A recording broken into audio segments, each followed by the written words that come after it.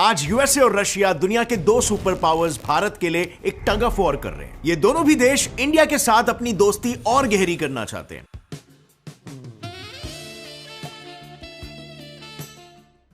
In fact India आज के तारीख में बाकी देशों का भी एक फेवरेट डिप्लोमैटिक डेजिग्नेशन बन चुका है। वेल, हेलो फ्रेंड्स, मेरा नाम है गौरव और यूएस जिसकी आइडियोलॉजी पहले काफी प्रो पाकिस्तान हुआ करती थी और एंटी इंडिया भी, आज वो सामने से इंडिया को फ्रेंडशिप प्रपोजल्स भेज रहे हैं। For multiple decades, Western countries did not supply weapons to India.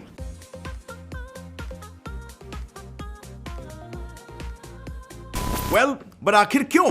क्योंकि आज के तारीख में नए जियोपॉलिटिकल प्लेग्राउंड यानी इंडो पैसिफिक का सबसे बड़ा खिलाड़ी भारत है। India is an essential partner for us in realizing our shared vision of a free and open Indo-Pacific. अब दूसरी ओर रशिया और इंडिया के टाइज तो काफी अच्छे हैं, लेकिन आज की तारीख में रशिया की स्थिति ऐसी है कि दो ही लोग हैं जिससे रशिया कभी भी रूठना अफोर्ड नहीं कर सकता। एक है चाइना के शी जिनपिंग और दूसरे भारत के Narendra Modi. If there were two people on the planet that Vladimir Putin did not want to get the cold shoulder from, or doesn't want to in general, it's Xi Jinping and Narendra Modi. In fact Putin की और नरेंद्र मोदी की तो personally भी काफी गहरी दोस्ती है और ये दोस्ती इसी क्लिप से झलकती है जहां पर 50 मिनट के डिनर को 3.25 घंटे तक खींच लिया।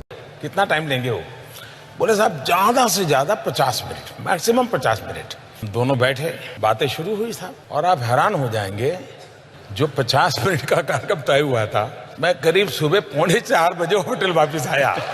Amazing right? लेकिन ये दोस्ती भी कोई आज की नहीं है। As you all know, Russia और इंडिया ऑल वेदर फ्रेंड्स रह चुके हैं। सबको पता है कि 1971 में इंडिया ने पाकिस्तान को हराया था। इनफैक्ट उनके 93,000 सोल्जर्स को भी इंडिया ने कैदी बना लिया था। बट बहुत कम लोग ये जानते हैं कि उस जंग में यूएस के ट्रैप से इंडिया को रशिया ने ही बाहर निकाला था। अब वॉर के दौरान पाकिस्तान के उस टाइम के गुड फ्रेंड ने इंडिया पर न्यूक्लियर हमला करने का फैसला कर लिया। इनफैक्ट यूएस की nuclear missile Bay of Bengal के रास्ते इंडिया की तरफ बढ़ने भी लग गई थी और उसी वक्त पीछे से आकर रशियन नेवी ने यूएस को ब्लॉक कर दिया, जिसकी वजह से फाइनली यूएसए को जंग से पीछे हटना पड़ा क्योंकि यूएसए को लगा मामला एस्केलेट हो जाएगा। अब रशिया के इस मूव से इंडिया को डेफिनेटली बहुत कॉन्फिडेंस मिला and the rest is history. इसके अलावा दोनों कंट्रीज ने एक ट्रीटी भी साइन की थी जिसमें रशिया ने इंडिया को एश्योर किया था कि वो कभी भी इंडिया की सिक्योरिटी पर आंच नहीं आने देगा और वेल, यही 1971 का वॉर इसका बेस्ट एग्जाम्पल है। इनफैक्ट अगर गौर से सोचा जाए तो ऐसा हो सकता था कि आज कश्मीर, गोवा, दमन और दीव इंडिया के पास होते ही नहीं अगर रशिया ने यूएन में अपने वीटो पावर का यूज करके इन रीजन्स को इंटरनेशनलाइज या सिंपली इंडिया से सेपरेट होने से रोका ना होता। Because as you know, UN के 5 परमानेंट मेंबर्स में से अगर एक ने भी वीटो पावर यूज किया तो कोई भी रेजोल्यूशन पास नहीं हो सकता और रशिया ने इंडिया के सपोर्ट में यूज किया था। इनफैक्ट इतिहास में जब भी कोई एंटी इंडिया रेजोल्यूशंस उठे हैं तो रशिया ने हमेशा उनको वीटो ही किया है and this makes India feel कि Russia is truly an all weather friend. अब यहां पर मैं आपसे पूछना चाहता हूं कि क्या आपने सोचा है कि इतनी बड़ी बड़ी कंट्रीज ऐसी कॉन्फिडेंशियल डेटा या कॉन्वर्सेशंस शेयर कैसे करती होगी? क्या प्रेसिडेंट्स का भी एक व्हाट्सएप ग्रुप होता होगा? वेल, व्हाट्सएप ग्रुप और चैट का तो पता नहीं, बट कॉन्फिडेंशियल इंफॉर्मेशन शेयर करते वक्त मेल्स एनक्रिप्ट जरूर किए जाते हैं और एक प्राइवेट की को यूज करके डीक्रिप्ट किया जाता है। अब वैसे तो इस प्रोसेस में काफी टाइम लग जाता है क्योंकि ये काफी बड़े स्केल पर हो रहा है, पर अगर मैं हम जैसों की बात करूं तो हमारे सेलफोन्स भी सेम टेक्निक को ही यूज करते हैं। आपने कोई भी न्यू चैट चालू होने से पहले व्हाट्सएप पे वो येलो कलर में लिखा हुआ एनक्रिप्शन वाला मैसेज तो देखा ही होगा, बट ऑनलाइन फाइल्स शेयर करने में, क्योंकि आप और मेरे जैसे लोग रोजाना करते हैं, हमारी जानें निकल जाती है क्योंकि इतना वक्त लगता है और इसके लिए आप किसी थर्ड पार्टी एप्लीकेशन को ट्रस्ट भी नहीं कर सकते हो और इसीलिए वंडर शेयर लाया है मोबाइल ट्रांस। ये एप्लीकेशन एकदम इजी टू यूज है और सिक्योर है जो 18+ फाइल फॉर्मेट्स को सपोर्ट करता है। इस ऐप पर आप अपने व्हाट्सएप का डेटा बैकअप या फिर म्यूजिक प्लेलिस्ट भी ट्रांसफर कर सकते हो इजीली और फास्ट। इसके लिए आपको बस नीचे डिस्क्रिप्शन में दिए गए लिंक से इसे डाउनलोड करना है, इंस्टॉल करना है और सिलेक्ट द ओल्ड और new device, scan the other phone to pair, select the files that you want to transfer and done. ये ट्रांसफर एंड्रॉइड और iOS के बीच भी हो सकता है, वो भी कुछ सेकंड्स में। तो अभी जाओ, डिस्क्रिप्शन में दिया गया है लिंक, डाउनलोड करो मोबाइल ट्रांस और पाओ 40% off on our black Friday sale. And now let's jump back to the topic. India और रशिया के बीच अभी एक अच्छी खासी अंडरस्टैंडिंग है और इसी वफादारी को इंडिया भी चुकाता है रशिया से डिफेंस इक्विपमेंट्स परचेज करके रशिया को बिजनेस देकर। इंडिया के ऑलमोस्ट 50% डिफेंस इक्विपमेंट्स रशिया से ही आते हैं और मजे की बात तो यह है, जब यूएस ने इंडिया को रशियन ऑयल खरीदने से मना किया था तो इंडिया ने कम करने की जगह पर उल्टा इंपोर्ट्स और बढ़ा दिए। बट हाँ, जब बात यूक्रेन वॉर पर आई तो मोदी जी ने अपना पॉइंट भी साफ साफ पुतिन के सामने रख दिया। आज का युग युद्ध का है नहीं, और हमने फोन पर भी कई बार आपसे इस विषय में बात की है। उन्होंने पुतिन को यह क्लियरली कहा, this is not an era of war. पर इंटरेस्टिंग बात तो यह है कि पुतिन ने भी बिना हिचकिचाए ये एडमिट किया कि या इंडिया के कंसर्न्स वो समझ सकते हैं और उस पर काम भी करेंगे। It is not very good news. I know about your position on the conflict in Ukraine, and I know about your concerns.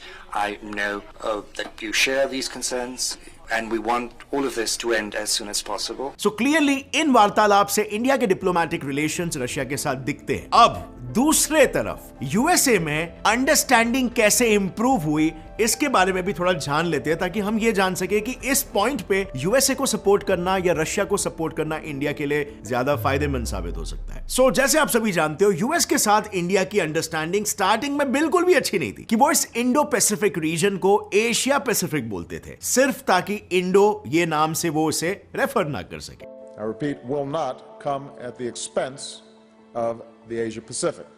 इसके अलावा अगर वहीं पर हम 1971 की बात करें तो यह था यूएस का बैटलफील्ड, और यहां से यूएस ने भेजी थी अपनी नेवी, जिसके साथ था उस टाइम का सबसे खतरनाक 75,000 ton nuclear powered aircraft carrier, जो बाय द वे इंडिया के विक्रांत से ऑलमोस्ट 3 गुना ज्यादा पावरफुल था। इसके अलावा आ रही थी ब्रिटेन की नेवी वेस्ट से इंडिया को ब्लॉक करने के लिए, and in the meanwhile US के प्रेसिडेंट निक्सन ने चाइना को कहा था कि वो भी नॉर्थ से इंडिया पर अटैक करे, जिससे इंडिया चारों तरफ से घिर जाए। अब इंडिया का नसीब उस वक्त अच्छा था कि चाइना ने निक्सन की बात नहीं मानी, और क्यों नहीं मानी उस वक्त उसका एग्जैक्ट रीजन हमें पता नहीं, बट इससे इतना तो बिल्कुल क्लियर हो गया कि यूएस का फोकस बांग्लादेश पर कम और इंडिया की तरफ ज्यादा था। सिचुएशन इतनी क्रिटिकल थी कि वर्ल्ड वॉर 3 तक की नौबत आ गई थी, और ऐसा खुद इंदिरा गांधी ने कहा था, और आगे मैटर कैसे अनफोल्ड हुआ उसके बारे में हम बात कर चुके हैं। इनफैक्ट अगर रीसेंट केस की बात करें तो 2016 में जब इंडियन मिलिट्री कैंप पर उरी अटैक हुआ था, तब भी यूएस स्टेट स्पोक्सपर्सन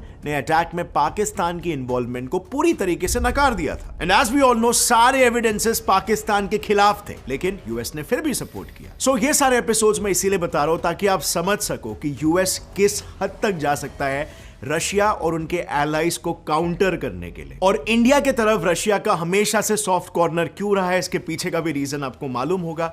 मैंने एक वीडियो बनाया था titled why Russia is India's worst enemy करके, उसमें मैंने बताया था कि रशिया इंडिया को क्यों इतना सपोर्ट करता है, क्योंकि केजीबी की फंडिंग्स यहां पे आ रही थी और इंडिया को एक सोशलिस्ट नेशन बनाने की कोशिश की जा रही थी, और उसमें इंदिरा गांधी की गवर्नमेंट सबसे ज्यादा इन्वॉल्व थी। तो उस टाइम से ही रशिया का सॉफ्ट कॉर्नर इंडिया के साथ डेवलप हो गया, and as a result Pakistan का हार्श कॉर्नर इंडिया के खिलाफ अलाइन कर दिया। इनफैक्ट यही वजह है कि इंडिया इन दो सुपर पावर्स की आइडियोलॉजीज के बीच में पिस रहा है। अगर वो एक सुपर पावर की आइडियोलॉजी की तरफ बढ़ने लगता है या उसके साथ अपने रिलेशंस को स्ट्रॉन्ग करता है, तो दूसरा सुपर पावर नाराज हो जाता है और दिखाने लगता है कि भाई उनसे पंगा लेने का नतीजा क्या है। लेकिन आज के तारीख में यूएस की बोली फिर भी बदल गई है। अब यूएस इंडिया से बदला निकालने के बजाय उसके तेवर बदल गए। एक्चुअली यूएस अब ये बखूबी जानता है कि एशिया में चाइना उसका कॉम्पिटिटर है और रशिया एक थ्रेट है। ऐसे में थर्ड बिगेस्ट कंट्री इंडिया को अपनी तरफ करना उसके लिए बहुत ही बड़ी जरूरत है, और इंडिया को डोमिनेट करके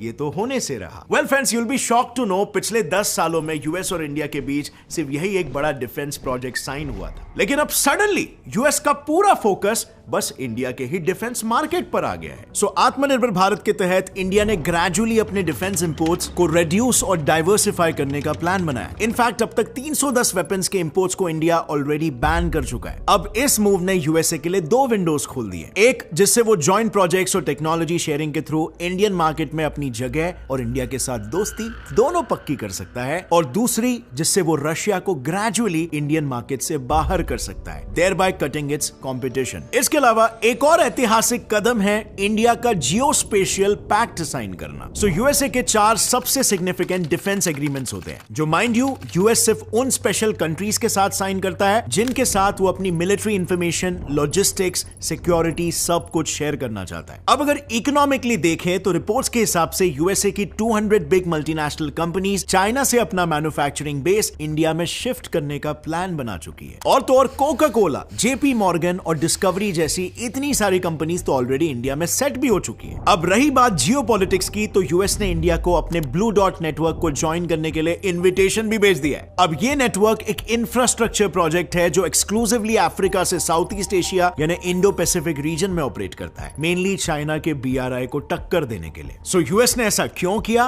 क्योंकि यही इंडो पैसिफिक आज वर्ल्ड पॉलिटिक्स का नया प्लेग्राउंड बन गया है, जिसके बीचों बीच एकदम वॉर्टेक्स में आता है हमारा भारत। अब गाइस सवाल यह है कि आखिर ऐसा क्या चल रहा है कि इंडो पैसिफिक में सारी ग्लोबल पावर्स का ध्यान यहां पर अटक गया है? वेल, ये वेब देख रहे हो, ये चाइना का बीआरआई प्रोजेक्ट है जिसने पूरे रीजन को बहुत स्ट्रेटेजिकली एक मुट्ठी में जकड़ लिया है। अब देखो चाइना के ईस्ट की तरफ, इस हाइपोथेटिकल लाइन का नाम है 9 डैश लाइन, जिसके अंदर आने वाले सारे आइलैंड्स को चाइना अपना क्लेम करता है under its aggressive expansion strategy. और इस वजह से यूएसए इज वेरी कंसर्न्ड, और यही रीजन भी है कि आज के तारीख में यूएस की 60% नेवी इंडो पैसिफिक में तैनात है, और क्वाड, ऑकुस जैसे ग्रुप्स भी स्पेसिफिकली चाइना को काउंटर करने के लिए ही बनाए जा रहे। अगेन आई रिपीट, सबकी नजर इंडो पैसिफिक में ही है ऑन अ ग्लोबल लेवल। इसके पीछे एक और एक रीजन भी है। वर्ल्ड का 80% ट्रेड मैरीटाइम यानी पानी के रास्ते से ही होता है, और हर 5 में से 3 शिप्स नेसेसरीली इंडो पैसिफिक से होते हुए ही जाती है। सो अब आपको क्लियरली समझ में आ रहा है ये एरिया कितना स्ट्रेटेजिक इंपॉर्टेंस का है। अब इस सब के बीच में इंडिया कहां पर स्टैंड करता है? वेल,